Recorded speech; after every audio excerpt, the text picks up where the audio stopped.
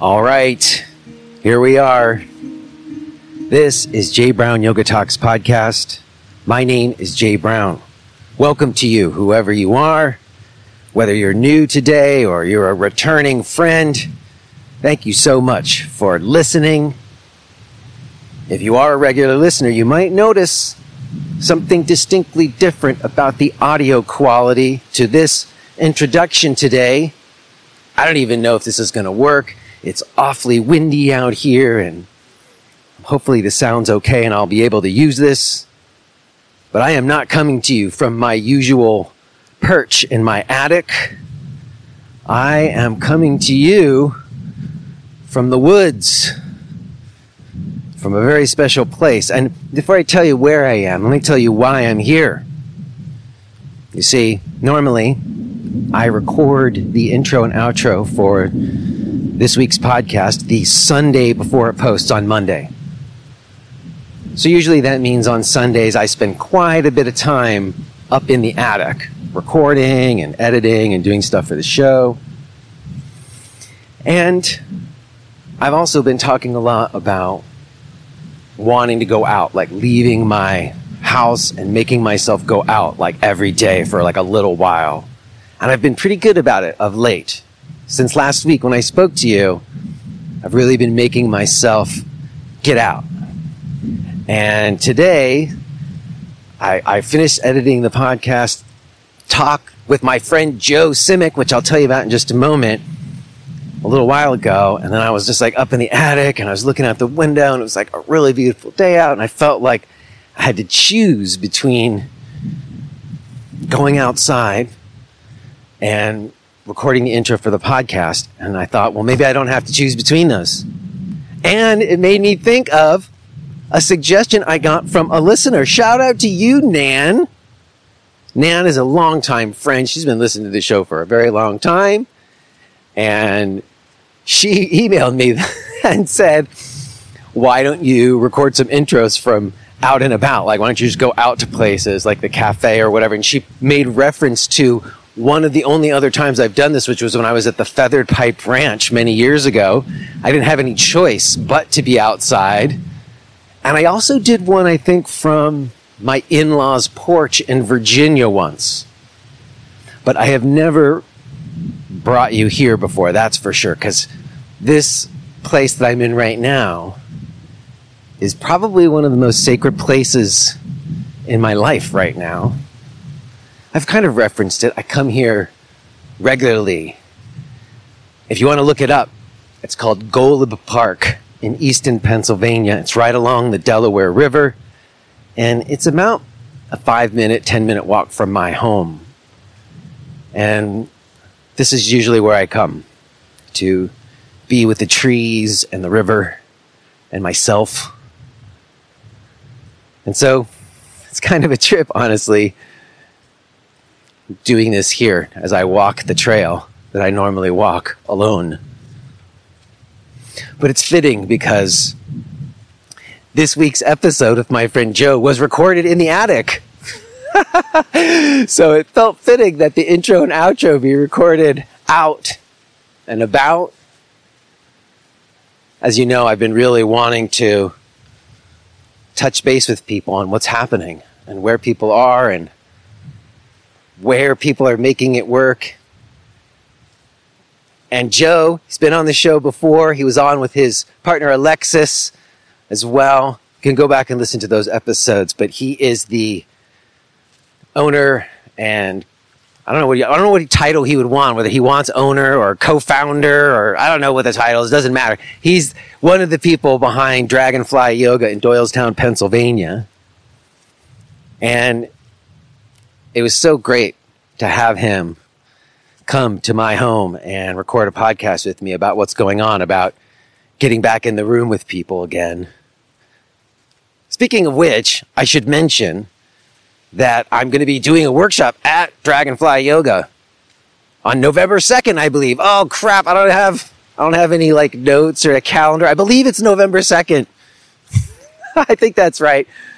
Sunday, November 2nd, I think it is. I'm going to be doing a workshop there, which I'm very excited about, to see the new space, which you're going to get to hear about today. I was really looking for W's. Maybe you've heard me say that. I've been really looking for W's, like wins. I want to hear some success stories, if we can, of one sort or another. And I was happy to hear that they've been doing great at Dragonfly.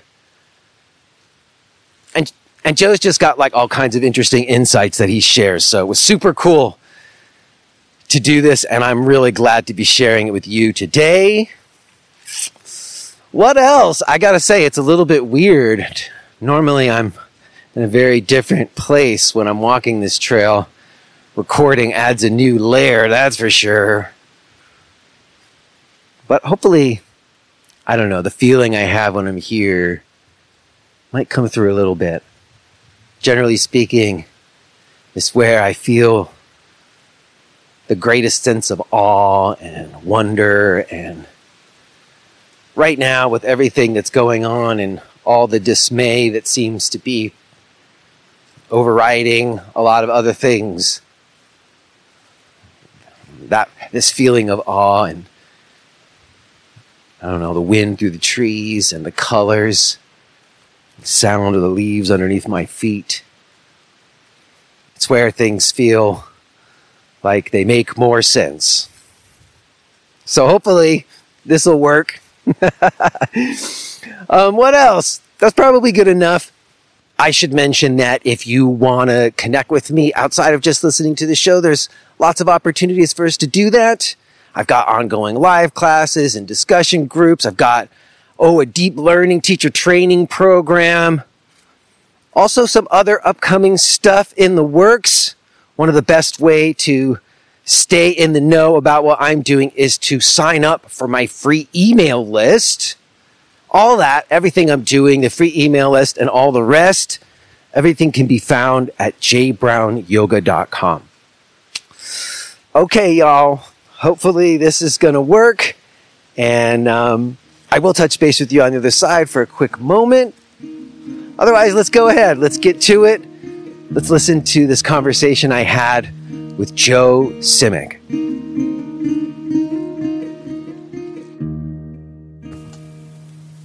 It's done. It's done. Here we are. Yes, we're recording. See, there's this moment. We're sitting here, and then now I hit record, and now we're recording. Yeah. The pressure's on. The mic is rolling. It's true.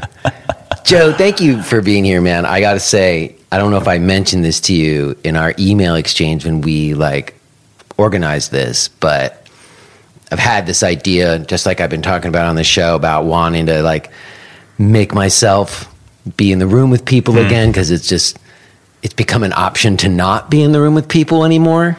Yeah. And part of that was wanting to record more podcasts in person, because back in the day, originally I wanted them all to be in person, but that was just not practical at some point. It was like, if I want to have a weekly show that is consistent, there's no way I can do that. So I let go of that and embraced the remote calls. Mm-hmm.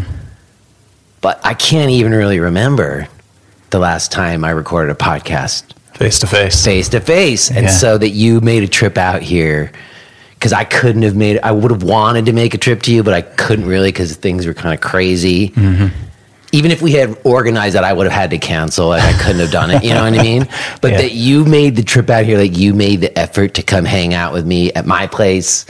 It means a lot. Thanks for doing it. Oh, well, I'm happy to be here. I'm a big fan of the show, so I listen every week. So being face to face to record, it's it's lovely. So I'm happy to make the trip. Yeah, and I think I have been to your place before. I mean, I know you've been to your studio in your house a couple of times, but I guess you came here once before. Yeah, one time with the kids, I think. Oh, yeah. It feels like a lifetime ago, though. It really does. Everything that's happened. Yeah. It really does. And, the previous times I've spoken to you, it has been around, the bare bones realities of, trying to do the yoga thing, because you're a center owner and you're a teacher and a yoga therapist yourself, and I know that you have managed to make it work to to some degree or another for like in your adult life, similar to me. And recently I've been bringing this up about kind of reassessing how people are doing it and how it's working or not working. I didn't get to refresh my memory as much as I would like. The last time I spoke with you was with Alexis, if I'm not mistaken. Correct. Yeah, like a couple months into 2020. Yeah, so it hadn't even really tumbled in the way that it did. So maybe you can like catch me up on how it went for you. Like, I know you guys ended up moving to a new location, and the lease thing is always a big question. So maybe just give me a little like play-by-play of how it went down for Dragonfly over the last few years. Sure, I'd be happy to. It was a journey, let me tell you, as I'm sure it's been for a lot of yoga studio owners. So 2020, March 2020, when everything locks down, we go online with everybody else. And it was, we were a little early, right? We talked about that in the last pod that I was on. Like, we were moving in the direction of online. So that transition to online was pretty good for us, and in a lot of ways saved us because we rolled right into being online. Fall of 2020, our regular lease is up, all right? So we approach our landlord and say, hey, we're in the middle of a pandemic. What can you do for us? And he says, well, you can renew your lease, but I'm actually going to charge you more rent. So it became pretty much a no-brainer that we were going to end that lease. And just to interrupt for a second, how long were you in this space? We were in that space for 8 years. So basically we did like 7, 8 years in our original location, 7 or 8 years in that location, and now we're in a third location. But so we were there a long time, and we were good tenants. That's what I'm saying. That's what I'm hinting at. That I imagine you paid your rent on time, and you didn't make any problems for them. Zero. We were good. We were good. So it was a no-brainer, right? Like, let's close it down. Let's go online, because that's what the situation was, right? End of 2020. So you were just doing classes from your living room? Yeah, from our master bedroom, right? So Alexis and I, we move our bed into the corner, set up the laptop like we're sleeping in the corner, like all tucked in, like, and we did it for 2 years, basically. And in that time, we were running outdoor classes as well, doing that, which was really great. Actually, it brought in new students. They would sign up and become, take classes online, and we were rolling along pretty good. And would you attribute that just to like loyal people who wanted you to survive? So they like subscribed to the classes online, even if they weren't using them that much? Yeah, I think for the most part, people used them. There were some people who were like, I want to see this organization, this studio survive. So they, we did have some of that, and thank you to those people. Yeah, I think it was being a studio for 15 years and people just sticking with us. And I think, we did actually really good numbers in, that one winter. Year there was a big boom. There was a big online sales boom. Most of us saw it. Yeah, and I think we saw it as well. So you in that moment, you're like, oh, can we do this? Can we just be online? But then, you get into 2022, it went the other way, and things started going the other way. So we were in a unique situation because we were kind of looking for a space. Simultaneously, the real estate market like explodes. I don't know if you remember that, but like we started to hit like really, the market went really, really high up, especially where we were. And we owned a townhouse. It was the first house we bought. We bought it in 2004 at like the height of the bubble then. Overpaid for it. When we bought our current home, we couldn't sell it for what it was worth, so we just started to rent it. And we rented this townhouse for years and years and years. And once the market went up in 2021, 2022, we were like, okay, this is our moment to sell if we're ever going to sell.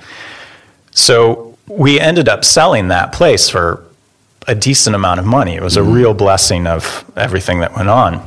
Yeah, sometimes those moments where like you hit an inflection point and there's a certain need, and then there's this opportunity that shows up to just fulfill that need, right? Well, even crazier than that was that literally right next door to our old studio, I'm talking like 20 feet, 2 different buildings, right next door, this dentist's office goes up for sale. And it's a unique dentist's office because it's in like a twin building. It's like a residential commercial mix. We should say that Dragonfly Yoga Studio was always like that. Yes. It was always kind of like not a big storefront, commercially feeling building. You guys had put it into like what felt like could have been a residential. Totally was. Built like a nice sized apartment or something, or like a little duplex house almost. That's, we call it twin or a duplex or whatever. So this place goes up for sale right around the time that we're selling the townhouse.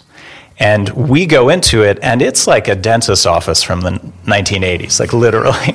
So a lot of waiting room and a desk. There were like old buzzers on the wall that you'd hit, and like it would light up, and a lot of people walked into this place. It's a great location in the town we're in, and walked in and saw the dentist's office, and were like, no thanks. Yeah, too much to redo the space. We walked in, and the first time we walked in, my intuition just like jumped. I had like all the tingles, I'm like, this is the place. It's right next door. Like, this is amazing.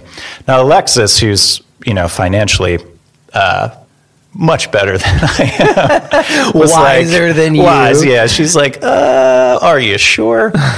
Now, the real estate agent, this is a long story, I know, but... No, it's good. The real estate agent, the selling agent, she was a little crazy, and we made an offer. She came back with these like crazy terms, and we were like, this is insane. It's not going to work. We have to walk away. So I'm like, oh, my intuition's wrong. This is wrong. Yeah. So we walk away, but they dropped the price like 3 months later or so. Yeah, like nobody else was interested. Nobody wants it. So we come back, we make an offer, and here we are, right? We put a lot of money into rehabbing the space. Obviously, we got to get rid of all the dental equipment. Yeah. But it's an amazing space. It's got the same vibe as the other studio.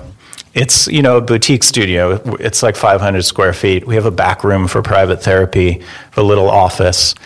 But the great thing about it is we rent the upstairs to somebody who teaches at our studio. And then the basement we converted into a warehouse space for the nonprofit that we run for foster kids. So we're using literally every inch of this space. But it was a journey, man. We had to get approvals because it's mixed use. There's insurance zoning. I can't even put a sign out in front of the studio because it's not zoned right. So it's not like, I'm sure some people are listening like, I can't buy a yoga studio, but it's for us, it was not something that happened overnight. This is like a 15-year journey of like building equity. Let me say something. Like, it's always been the kind of like scenario that I don't even mention when I talk about leases, because so rarely is someone who's like a yoga teacher, independent center in a position to buy a property. But it is the coup. Like, it is a coup because you own that property.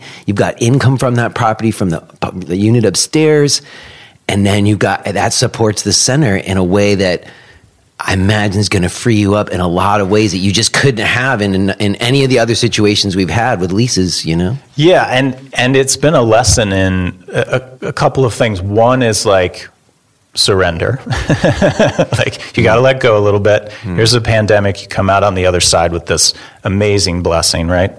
It's a lesson in like hard work. There's some privilege that went into it. We had to borrow money, things like that. But also we worked really hard for a long time to build the business. And then the other thing that I think a lot of yoga studio owners don't think about as a guiding principle all the time, and that's just the focus on sustainability. Right? We operate these yoga studios in a capitalist system, which I don't think is inherently bad or anything like that, but it's the reality of the situation, right? And with that comes a pro-growth mindset, right? Like that we can grow forever. And that's just not the reality of yoga studio ownership. So the way we approach things is through this mindset of sustainability and owning your own place. I can't think of a more sustainable, option than that. That gives us so much runway and so many options and all of those things. So do I think you should buy your first yoga studio when you open one? No. No, but no. Eventually. Well, I also want to just say one little piece, just in case someone is listening to this and being like, oh, this privileged dude could buy his own building. I would encourage people to go back and listen to previous episodes where you talked about the work that you and Alexis have done, like humanitarian work. So I know you and people who've listened to those episodes know that in a way, like, it feels like an earned blessing to me. It wasn't like you got it for nothing, Yeah, I mean, it's always, these things are a combination of things. There's privilege, there's hard work, there's, sinking big roots. Dumb luck. God's will. God's will, yeah. But roots, we have deep roots in our community, and that's something as simple as having being able to trust our real estate agent to guide us in the right places. You know what I mean? Something simple as that. All of those things come together to make what is essentially a miracle happen, So yeah, and in terms of the sustainability piece, I agree. I think that's kind of the challenge right now is we can't expect the same kind of revenue coming into yoga centers that were coming in the past.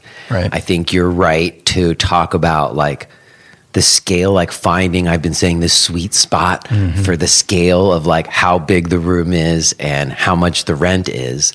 But it's the variability of rent that always gets you. It's the upward trajectory of rent that forces you into growth. And it's hard to kind of stabilize those overhead costs. I mean, I imagine the variability of property taxes isn't going to be that crazy comparatively. To at least, Correct. So if you, again, that is the coup to own the building, but. Yeah, but you also have to go into it with the knowledge that you will never hit your ceiling, right? If you, if you're doing your numbers and you're like, okay, I'm going to have 20 classes on a schedule and I'm max out at 10 people in my space, you'll never hit that consistently.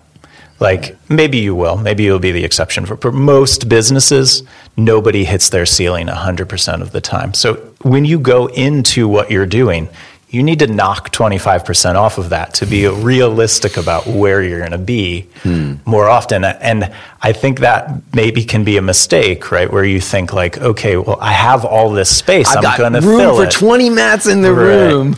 Yeah, so for us, it was when we were looking at this space, it was it's the same size, maybe a touch smaller, but, we know that we're not going to fill it. Plus we have this online component, so it works out, right? We're never, even if we were leasing this space, we wouldn't be over our head from a square footage perspective because we know what the realities of the situation is, right? You're going to have classes that are just not going to be as popular as your other classes. So that, you just have to be honest with yourself, I think, when you're thinking about numbers and things like that. And that's just the reality of the situation. And I guess that you just pointed to something about popular classes or what draws people into classes. And I guess that's something that I've been talking to a lot of teachers about more recently, because I think during the pandemic, teachers, just because of the nature of teaching online, and they were able to have some freedom, I think, to let go of certain things they felt like they had to be doing to meet the expectations or to do a certain kind of flow class. Right. But now kind of getting back into in-person classes again, they don't know if people aren't interested necessarily in these by yourself at home style practices coming in person, or are they? I don't know, the hot studios are doing okay from what I hear. So I guess I know for you personally, you did kind of take on a yoga therapy component to what you were doing, and it seemed like that moved the center in a certain direction. I don't know. Do you still offer power flow classes? How broad a menu? Yeah, that's a great question. Yeah, I think the menu, I think, is still fairly broad, although we have shifted in the direction of being the alternative to the power heated studios. I mean, our town is unique. We have a lot of yoga studios for such a small town. So did Doylestown, did a lot of centers survive in Doylestown? Yeah, most of them did. And we've added a couple. We've added some from, this is another conversation, but from teachers who graduated from our teacher training. Get to that. That's an interesting flap. Yeah. But I think that's a real challenge for yoga studio owners. It's like, how do you appeal to everyone and how do you be niche oriented at the same time? And I do think I think the direction to move is in niche. Like, I think that's the way that yoga teachers have to operate and studios have to operate. So for instance, one of the teachers who graduated from our teacher training, she opened up a kids only studio. Very specific. She's doing great. Right? Wow. That's the plus side. That's great. That falls into that, like, you need a place to take your kid to play. Like, they have those places for them. Like, that falls into an activity. And if there's enough people with kids where you live that can do well. And she, she's teaching yoga to these kids. It's not just a daycare. Sure. And that's fantastic. Now, the flip of that is, and no one wants to talk about this, that basically takes kids' classes off the table for us, yes. Right? Because she was 10 minutes away. Now she's across the street, not literally, but she's really. Did she talk to you before? No, we're friends. It wasn't great. Because I remember when I decided to open my place, I was a senior teacher at a place in Williamsburg, and I made a conscious choice to get a location I felt was like far enough away that felt like a respectful distance. Mm-hmm. So when I went to that center owner to tell her so that she didn't hear from anybody else that I was doing this, I could say, look, I found the place over here. I did that because I didn't want to step on your toes. No, was there any kind of like dialogue? Or you just being cool and understanding? I feel like she handled it really well. And we have been in conversation. She calls me and asks me for advice, and we've been friendly. Cool. But the nice thing about it is that we won't necessarily want to teach kids yoga. We've had those classes in the past. But it does, the competition aspect is something that we never talk about. Yeah. But it's an insane business model in a lot of ways. It's like we make a fantastic hamburger and everyone's coming in and enjoying it. So let's teach like 25 other people how to make that hamburger and then not expect them to open a restaurant. Like, it makes no sense. So I just think we have to take that into consideration when we think about how we're going to do teacher trainings moving forward and that stuff. But, in her case, it's lovely. I have another example where it was not so lovely, right? Where somebody opened a studio, not next door, but in the next town over, and just charged too little. Yeah. And that just, I saw the social media post where it would, somebody literally said, this place is cheaper than Dragonfly. Let's go there instead. Oh. So, not that I saw a ton of them, but I saw it. Yeah, you saw that one and it burned. It burned. And the people, will be listening to me like, but abundance, man. We can all, and there is something to be said for that. The more people who are taking yoga, the better we are, I think, as a society. But the truth is that we're running businesses and the competition aspect is there. And it does make an impact. And I do think it has impacted us as we've transitioned from 2 years of being an online studio to coming back into person, right? We've had to earn those people coming back because they found different locations, right? Yeah. To people who didn't stay closed for 2 years. So it's just a reality, Yeah, and I imagine that you have like a certain amount of base, as you said, that you've got a lot of years creating some community buy-in for what you do. And I imagine those people would stick by you, but it's the newer, because you have to have newer people coming in too, to kind of keep it healthy and refreshed. Yeah. And it just takes time. You gotta find those people to, discover you and come back. And I would also add, sorry to interrupt, but it seems like you trained that person who opened the place, so if you wanted to go to the source. Yeah, maybe. But, what? If people in that town, it's going to be more convenient for them. Yeah, I mean, it's just... If it's a 5-minute drive as opposed to a 20-minute drive, that could be enough of a difference, Yeah, and, for your average, yoga consumer, it's a weird word to use, but, I mean, location is going to be part of, it's going to be a big part of their decision-making, so that factors in. You were asking about yoga therapy and... what do you offer as a studio? And I think as you move to those specific offerings, you can get better at fulfilling specific needs, right? So the way the ecosystem can work is in the example of the kids yoga, right? They teach kids yoga. We do yoga therapy. The place up the street does Ashtanga. The place up the street from them does hot yoga, they're like a corporate entity or whatever. They have multiple locations. And each of those things are slightly different. And I think that's how we survive as an ecosystem in our town. And I think that's important. But if every studio is trying to offer everything to everyone, it doesn't work.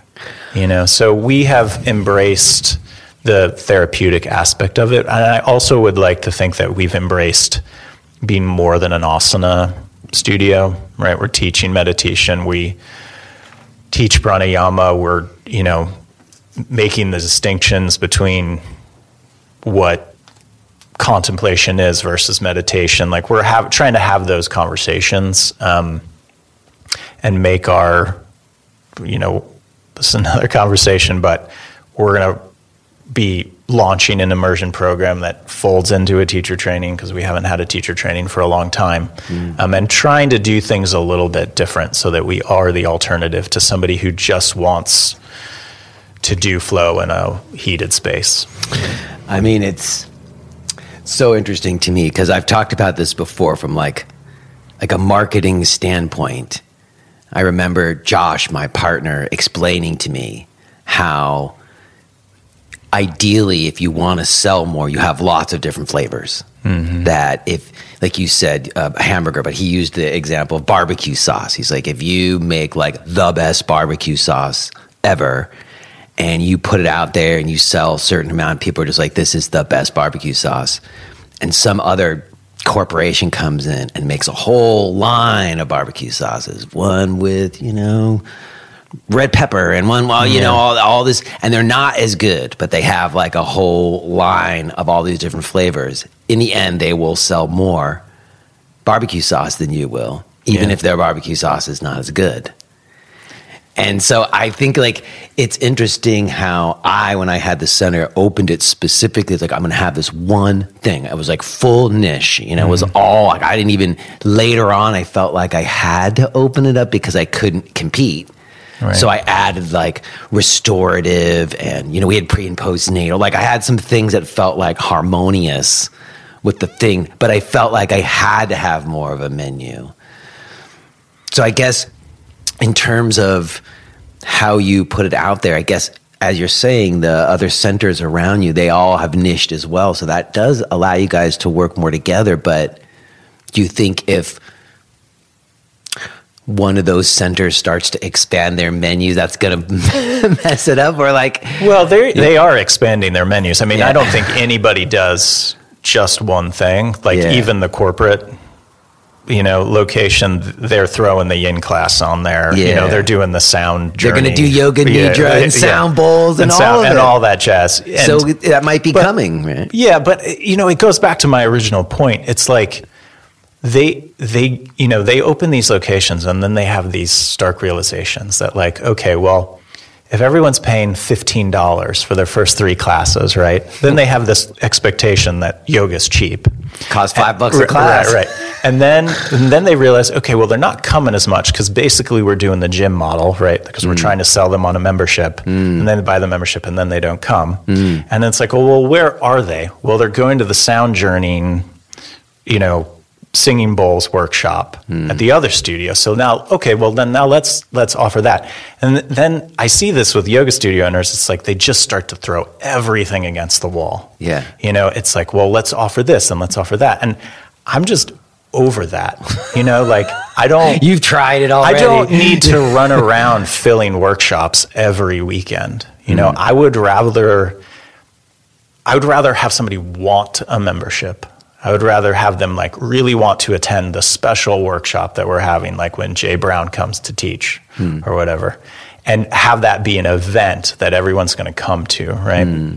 Than just trying to generate the revenue and generate the revenue and generate the revenue. I just don't think I see so many posts on social media where these yoga studio owners are like just running ragged. They're just tired. And I would rather have some core competencies around yoga therapy and what we're doing as a culture in the studio, and then have this slow growth, because we have a membership option. We have package options. I mean, I remember a couple years ago, like, you know, everyone's like, oh, you got to go to memberships. You got to go to memberships. But then, you know, not everybody wants a membership. Plus, when you have all these cancellations coming in, you're going crazy. Yeah. So to me, it's like, I would say our average membership is easy a year. Somebody stays for a year. I would say that. I can safely say that that's true. And I don't think that's true for most yoga studios.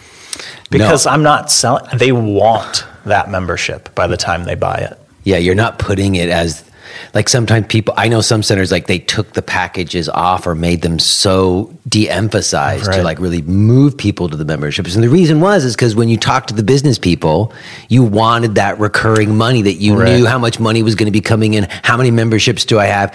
And then you would have, we never did this, but like a set for how much you pay your teachers, so you can know exactly how much you have to pay for all your classes for the teachers. You know exactly how much, and then you can all look nice and clean on the spreadsheet and make you feel like you've got a sustainable business.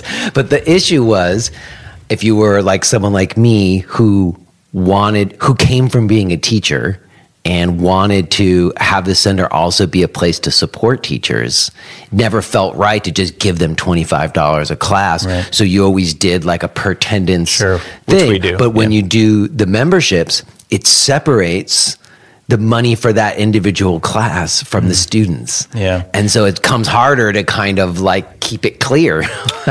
So our take on memberships is this. We are not going to sell it to you right away. Necessarily, right? That may change, but right now it's like, okay, you have package options, right? That's probably your first introduction. I might contradict myself in a moment, but go with me. And then let's add a bunch of value to it, right? So let's add like discounts on merchandise. Let's add discounts on workshops. Let's include our outdoor yoga within that same package. Let's, you know, we're doing a little bit of massage therapy in the back room. You get discounts. So value add, value add, value add. And now we're getting to a place where we're like, okay, what does a member actually need or want? They want community. You had Andrew, is it Andrew Tanner on the show? He came on a little while back. Yeah, and I was listening to what he said, and I was really struck by his idea of selling the full package of yoga right away. But when we both listened to it, we're like, you're insane. No.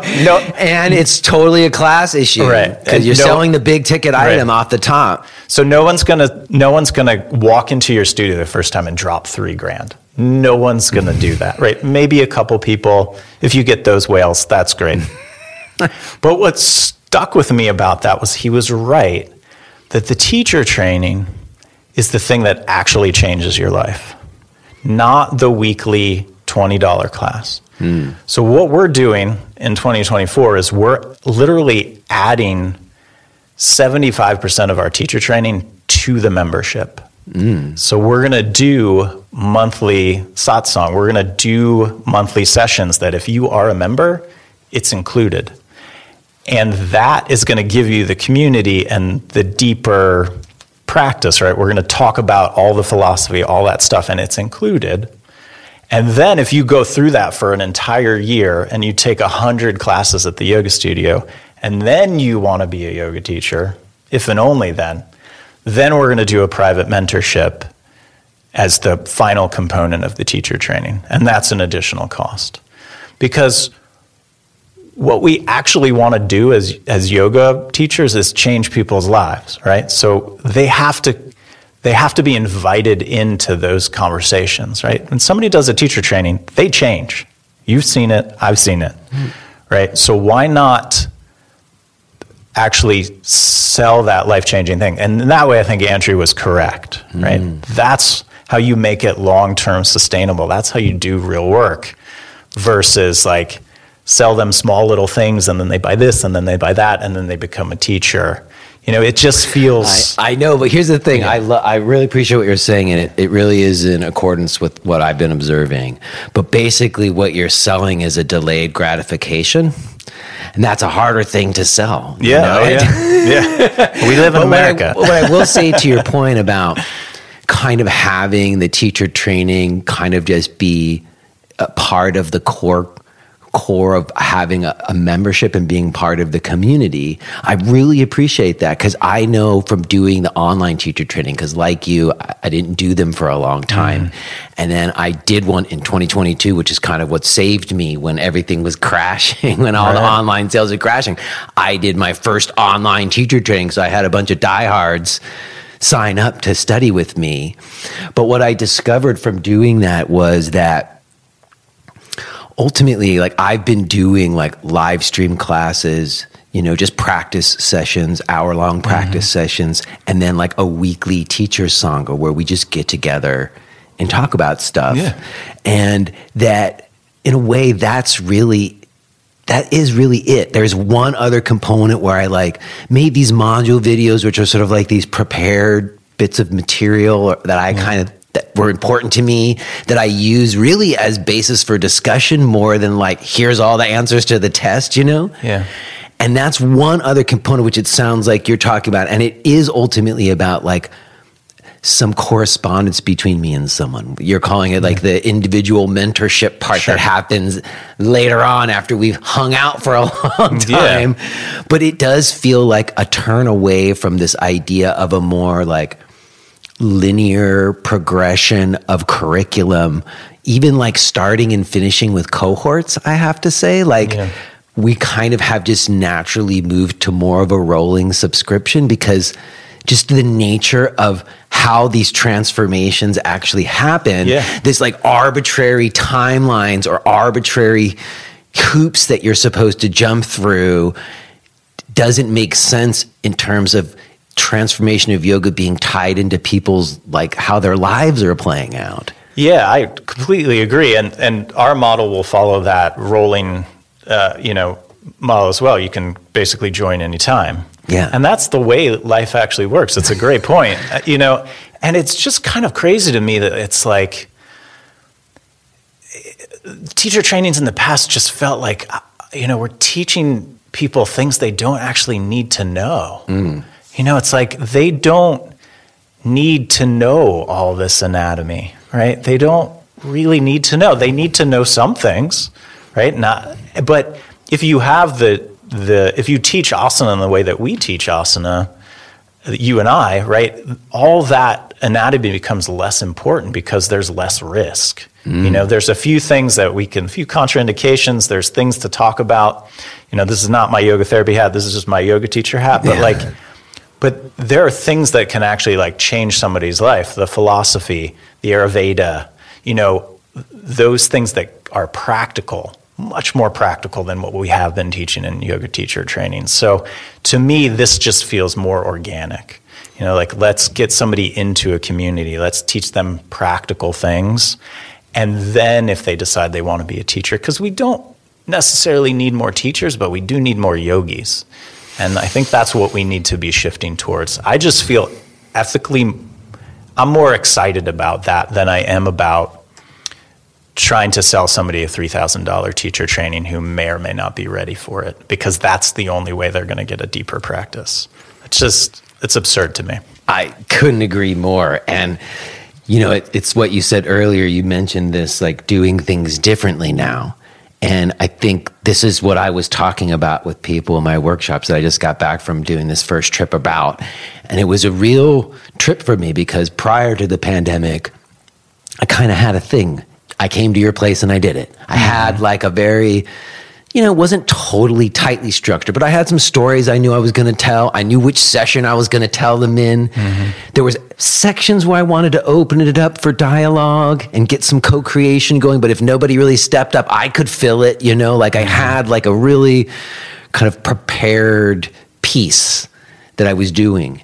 And after years of not doing it and just showing up with like however we are on that day with no learning objectives already established or no idea. And for a long time, I remember talking to Josh, I was like, I'm not even, how can I keep this going? Because I'm not even, like in the past as a yoga teacher, you would come up with sequences, you would come up with lesson plans, you would come up with playlists. There's all this stuff that you were doing as a teacher. And like you said, all this learning you were doing so you could offer more in your class and stuff. But during the pandemic, it's like, I'm just showing up here as best I can. Yeah. And that was what was really working. That was what was actually transformational. Totally. So to then go back out there again, this time I kept catching myself wanting to like plan and create a new thing, but I just had no idea what it should be. Like I just felt like I'd lost touch with like what you're saying, like what people need or how it's going to be relevant, not just some interesting shit that I learned that I can say to you that you can take notes on and put in a notebook and put on your shelf next to all your yoga books and never have made anything.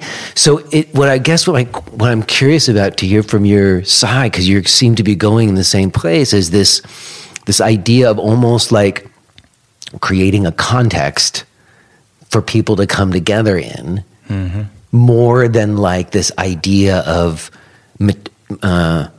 material or curriculum or information, and it's a subtler thing because it's almost like I felt in a weird way like the workshops went really well and like all this very transformative stuff took place, but like I felt like I cheated almost because I didn't plan it out, you know what I'm saying? And it wasn't all me. It was like a very different dynamic where it was much less performative on my part. Yeah.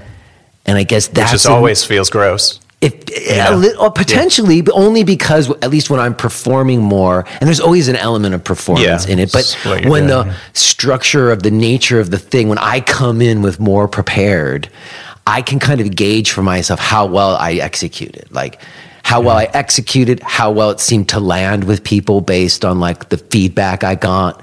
But in this situation, I was like, I don't know. It's between us. It's like in the space in between, and we all have to kind of gauge. I can't gauge how it went just based on my performance. Right. Yeah. Right now, you can basically study yoga with anybody, anywhere. You have infinite choices, right?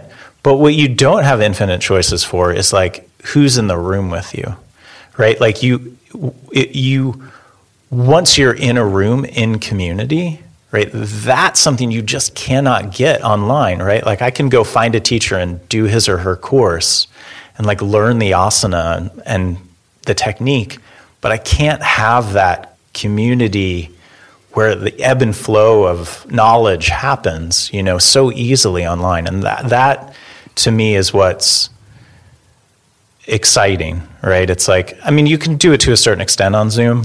Well, I'll say one thing about that is I think I've gotten better at kind of recognizing what Zoom's good for and what it's not good for. Yeah. And if you just get on to like have a conversation like we're having, like I do on the podcast, it's great. It's good.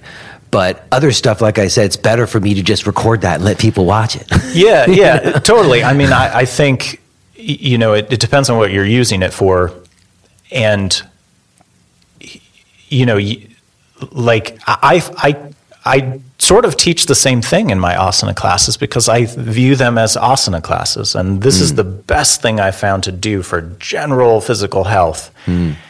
But then when we get into a teacher training, why are we teaching that again? You know what I mean? Let's dive deeper. Let's let the community guide people as to where they need to go as individuals versus just teaching a set curriculum because that's how we can lecture at people. You know, it's a little bit of a shift, but I think it's the necessary shift. I think so too. And this shift, because you just mentioned asana class, I guess you also mentioned that you wanted to, or that you are kind of moving the focus, or you want the focus of the center to be more an alternative to just the workout kind of thing. If you are hearing this message, then you're listening to the free version of J. Brown Yoga Talks. To hear the rest of our conversation, please subscribe to Podcast Premium at jbrownyoga.com/premium.